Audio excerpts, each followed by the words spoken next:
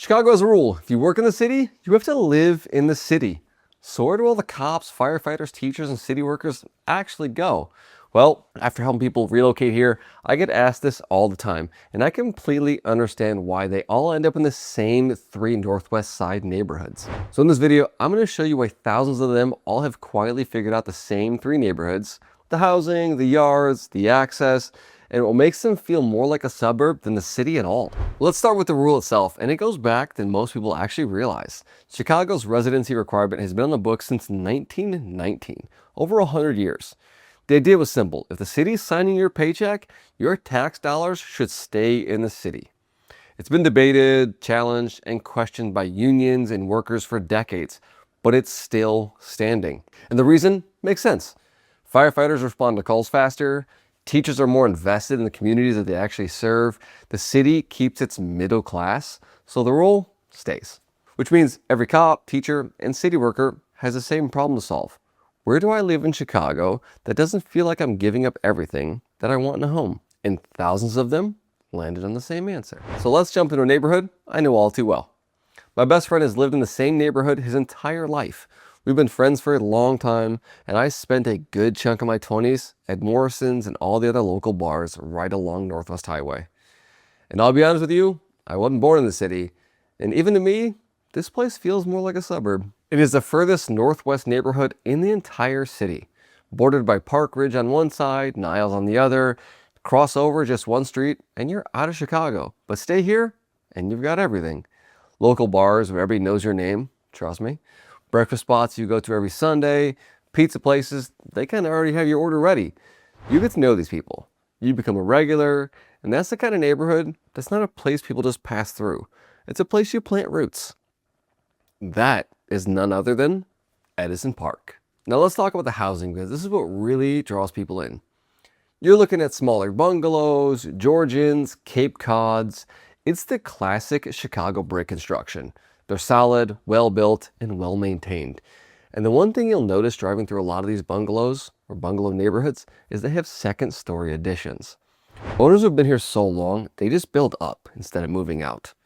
That tells you everything you know about people that live in this neighborhood. And it's not just single-family homes either. You can find 2 flats and 3 flats here as well, which means some people are buying, living in one unit, and letting their rental income help pay for the mortgage inside the city limits. Now that's one of the smartest moves. The blocks are clean, and the pride of ownership is obvious the second you drive through these neighborhoods. These homes, people take care of them because they stay for a long time. And the access is really hard to beat. You've got the Metro UP Northwest line running right through it. You can be downtown without ever touching the Kennedy. And trust me, you'd be grateful for it. O'Hare is 15 minutes away. The Kennedy is also right here as well. And for shopping, everything you need day to day is along Harlem and the Northwest Highway. But here's what people don't realize. Village Crossing in Skokie is literally just up the street. Target, Home Depot, Whole Foods, plenty of restaurants, a full shopping center just minutes from your front door. And you never really even feel like you left the neighborhood to get there. And the numbers back it up. Edison Park consistently ranks among the safest neighborhood in the entire city. That's a pretty good stat to have, isn't it? Let's talk price point, because this is where it really gets interesting for a city worker or a teacher doing the math, or a math teacher doing the math. Who knows? You're not going to find much under $400,000 in Edison Park, I promise you. Your entry-level bungalow, solid Georgian, or well-maintained Cape Cod, you're realistically starting in the low to mid 400s. Updated homes with larger footprints, second-story additions we just talked about, you're pushing into the 600s, and the fully renovated, remodeled turnkey homes, you can push right up into $1 million. And here's what makes this significant. You're getting inside the Chicago city limits in what is ranked one of the safest neighborhoods, Metro access, O'Hare 15 minutes away. If you compare that to what you're paying for the same house in Park Ridge or Niles right across the street, well, the math makes a lot of sense. You're getting a deal here. But before we hop into the next neighborhood, if you're thinking about relocating to Chicago or the suburbs, this is what I do every single day. So reach out to me right here or sign up for my weekly newsletter right here. Now, if Edison Park is the hidden gem, Jefferson Park is probably the heartbeat of the Northwest Side. I spent just as many nights at Jets as I did at Morrison's, I'll be honest. If you know Jets. These are the kind of bars that have been around forever, where you walk in and feel like you really never left. And if you've ever driven up Milwaukee Ave and seen this giant hot dog stand with the faces on it, well, that's Superdog. It's been here since 1948. It's an absolute Chicago institution, but I'll be honest, it's not my favorite place to eat. Say what you will. If you've been to Superdog, then you already know exactly where we are. We're in Jefferson Park. Now, Jefferson Park has more going on than Edison Park. More commercial, more transit, more activity, but step off the main street and it's the same story. Quiet residential streets, well-kept homes, neighbors who have been here for decades. Now, the housing here is a bit more mixed. You got some vintage courtyard apartments, you have 2 flats near transit corridors, but if you really get into the residential streets, you're looking at bungalows and Georgians just like in Edison Park.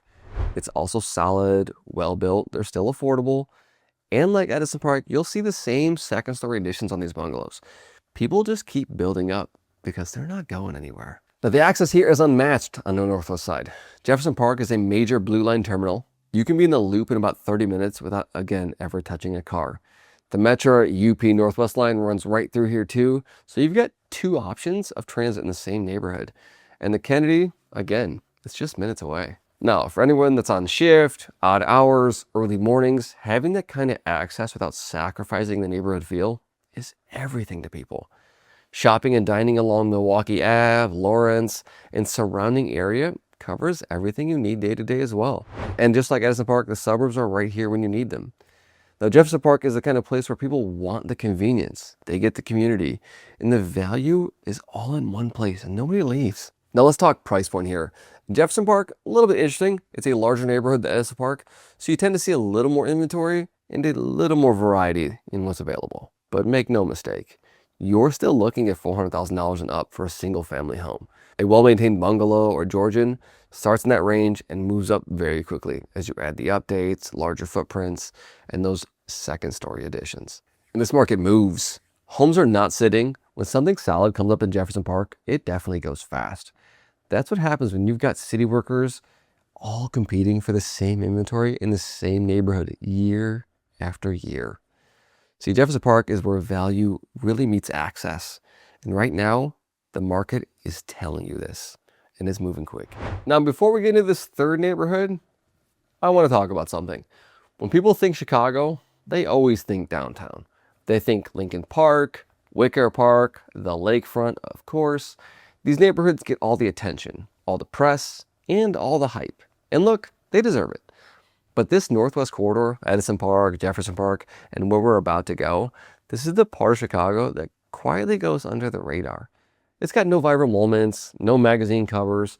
It's just solid neighborhoods, good people, and a quality of life that most people don't even know exists inside the city limits. You see, the cops, firefighters, teachers, and the city workers, they know it.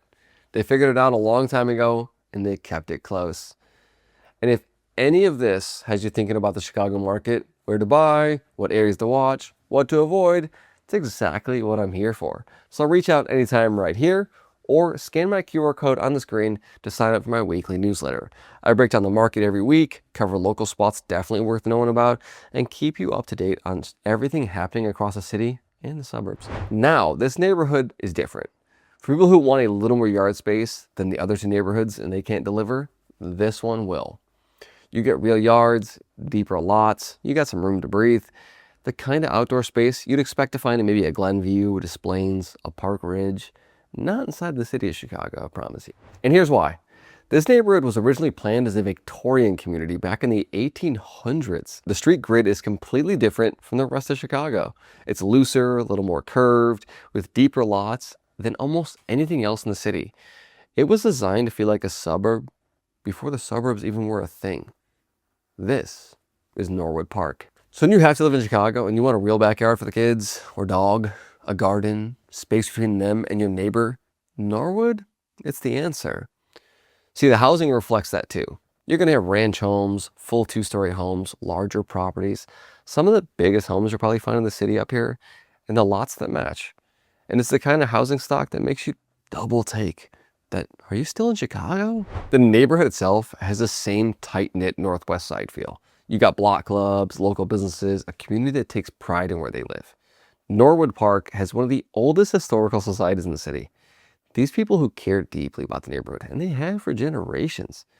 And the access is just as strong as the other 2. The Kennedy is obviously just as close. O'Hare is still about 15 minutes away. Everything you need day to day, it's all right here.